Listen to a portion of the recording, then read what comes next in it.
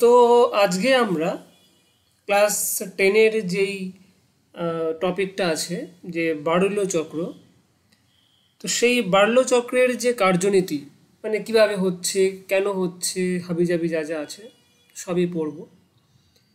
তো জিনিসটা মোটেও হঠাৎ করে আসে না যে একদিন ঘুম থেকে উঠলাম, চা বিস্কুট খেলাম, বার্লো চক্র পড়তে শুরু করে দিলাম, সেটা ডেফিনেটলি নয়।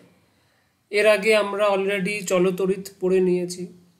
তড়িৎ সম্পর্কে যা যা জানা দরকার ক্লাস 10-এ সেগুলো জেনেছি।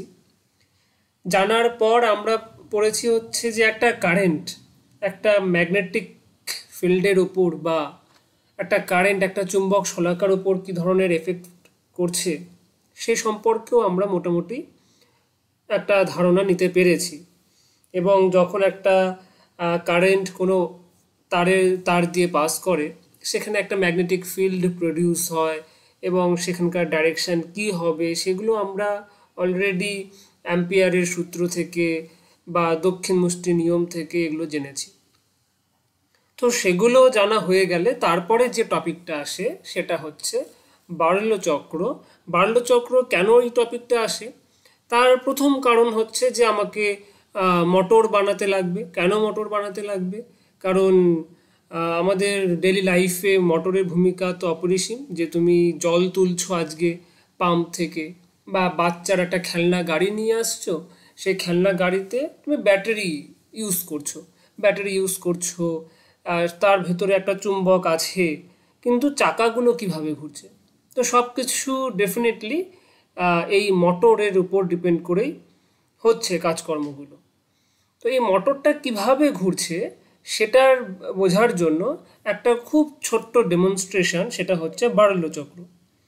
এবার বার্লো চক্র হচ্ছে যে সেখানে আমি প্রথমেই বললাম যে একটা মোটর। এবার মোটরে কি হয়? মোটরে তুমি চিন্তা করে দেখো যে বাচ্চার একটা খেলনা গাড়ি নিয়ে আসলা, বা তোমার বাড়িতে যে জল তোলার পাইপটা মোটরটা আছে, তুমি প্রথমে সেখানে সুইচ অন করো। সুইচ অন করা মানে তুমি তাকে কারেন্ট দিচ্ছ, মানে ওখানে একটা তড়িৎ প্রবাহ হচ্ছে।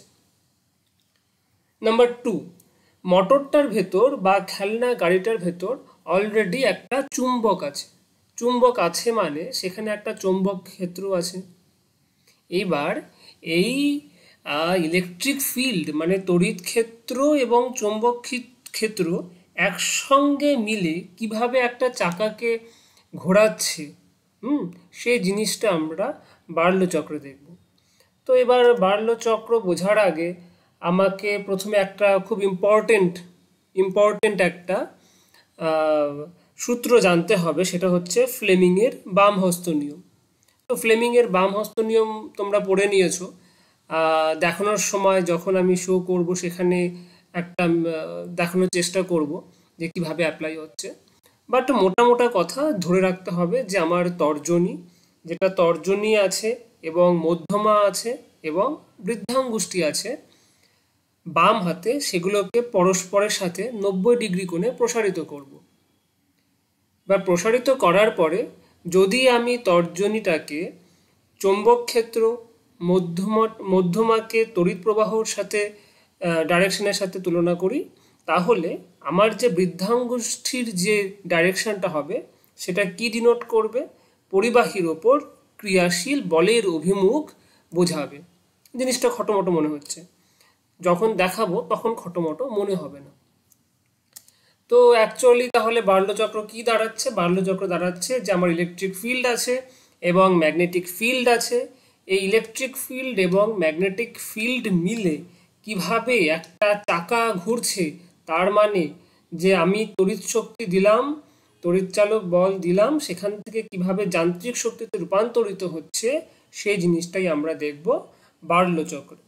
তো দেখা যাক, প্রথমে আমরা সেট আপটা দেখি যে কী ধরনের সেট আপ। দেখো, এখানে হচ্ছে একটা সিম্পল কাঠের ব্লক আছে। কাঠের ব্লকের মাঝখানে একটা ফুটো করা আছে, যেখানে আমি কিছুক্ষণ পর পারদ ঢালবো। পারদ মানে লিকুইড ফর্মে থাকবে।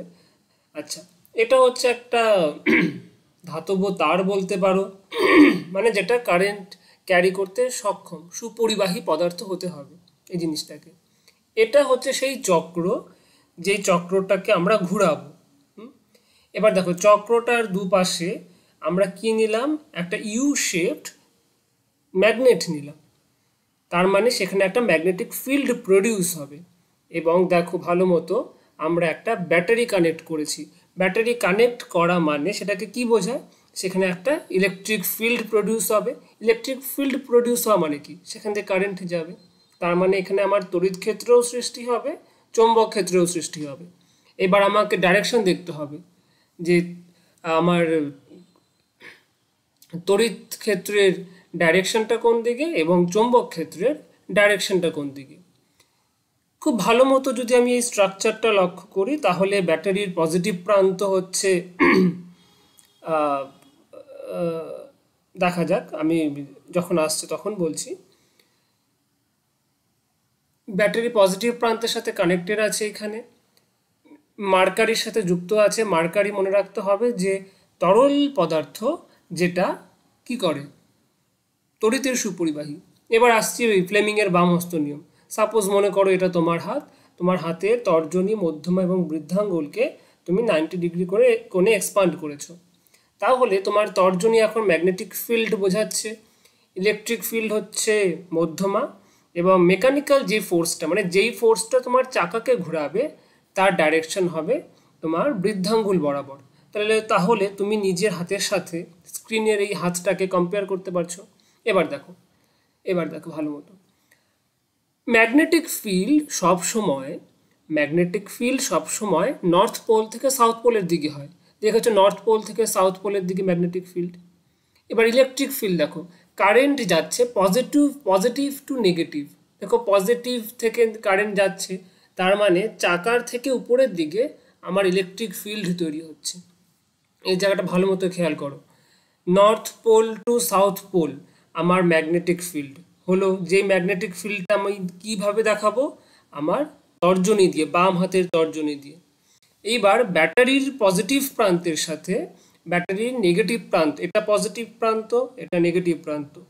পজিটিভ প্রান্ত থেকে নেগেটিভ প্রান্তের দিকে কারেন্ট ফ্লো করে। আমার কার্সারটা দেখতে হবে, এই যে কারেন্ট ফ্লো করছে, ইলেকট্রন ফ্লো করবে উল্টো দিকে, ইলেকট্রন আসবে এই দিক দিয়ে নেগেটিভ থেকে পজিটিভের দিকে, কিন্তু কারেন্টের ডাইরেকশন সবসময় হবে পজিটিভ থেকে নেগেটিভের দিকে। তাহলে তুমি ভালো মতো দেখো যে এই চাকার এই যে দণ্ডটা আছে, এই এই পার্টিকুলার স্পেসটাতে ম্যাগনেটিক ফিল্ড এই নীল অ্যারো বরাবর, ইলেকট্রিক ফিল্ড এই রেড অ্যারো বরাবর। তার মানে আমি এটাকে, এই অ্যারো সাইনটাকে, এই ডাইরেকশনটাকে তোমার হাতের মধ্যমার সাথে কম্পেয়ার করব। ফ্লেমিং তো তাই বলেছে, মধ্যমাটা হবে ইলেকট্রিক কারেন্টের দিক। যদি তাই হয় তাহলে কি বললো ফ্লেমিং, কি বলল, মেকানিক্যাল ফোর্সটা, তার মানে পরিবাহীর ওপর ক্রিয়াশীল বলের অভিমুখ কি হবে। এখানে পরিবাহীটাকে, চাকাটা ঘুরবে কোন দিকে ঘুরবে, তোমার বৃদ্ধাঙ্গুষ্টি যেদিকে আছে। কোন দিকে আছে দেখো, এই সবুজ লাইন বরাবর। সবুজ লাইন বরাবর যদি ঘোরে তাহলে চাকাটা কোন দিকে ঘুরবে, দেখো এই যে লেফট সাইডে ঘুরবে। দেখতে থাকো, এই যে লেফট সাইডে ঘুরছে, তাই না?